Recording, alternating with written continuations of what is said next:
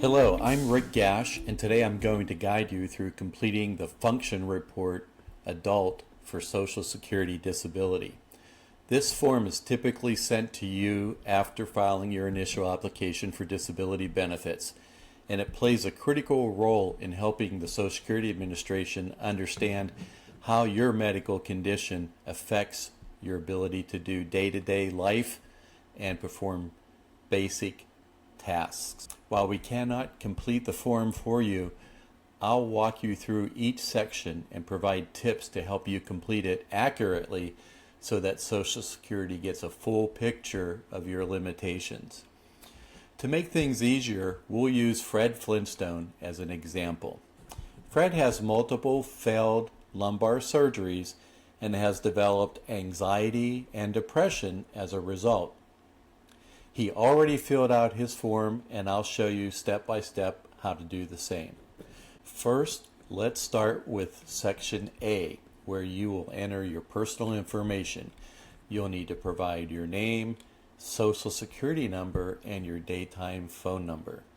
Next, we'll move to Section B, where SSA wants to understand how your medical conditions limit your ability to work.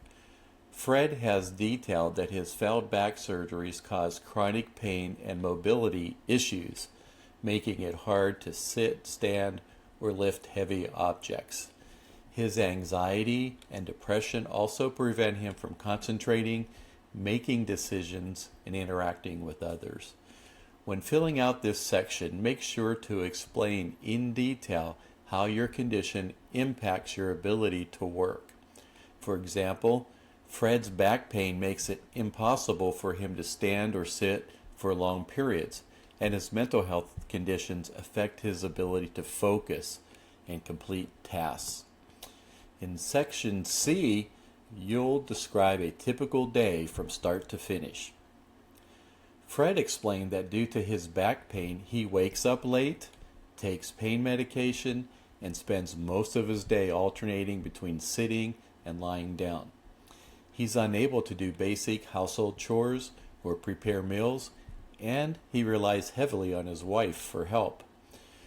When you complete this section, be thorough in describing how your daily routine has changed because of your condition. Fred, for example, went from being active and working full-time to spending most of the day in pain and needing help with even simple tasks. In the next section, you'll explain the household chores you can and cannot do. Fred mentioned that he can only fold laundry while sitting, but he's unable to vacuum, mop, or carry heavy items. His wife does the cooking and shopping since Fred can't stand or walk for long periods. The next section asks how you get around. Fred said he can drive short distances, but he tries to avoid it because sitting for too long aggravates his pain. When you fill this out, include information about how your condition limits your ability to drive or use public transportation. In the next section, you'll describe your hobbies and social interactions. Fred used to enjoy bowling and fishing, but now due to his physical and mental conditions, he can no longer participate in those activities. His anxiety and depression make it difficult for him to socialize, so he spends most of his time watching TV. Be specific about how your condition has impacted your hobbies. For example, Fred mentioned that he used to spend weekends with friends, but now avoids social situations because his anxiety leads to panic attacks.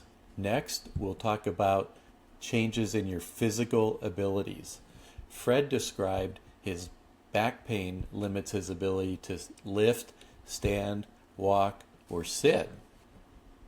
He also explained that his anxiety affects his ability to concentrate, communicate, and his depression makes it hard for him to be motivated to perform tasks. Section B is detailed as possible. These specific examples will help Social Security understand the extent of your limitations.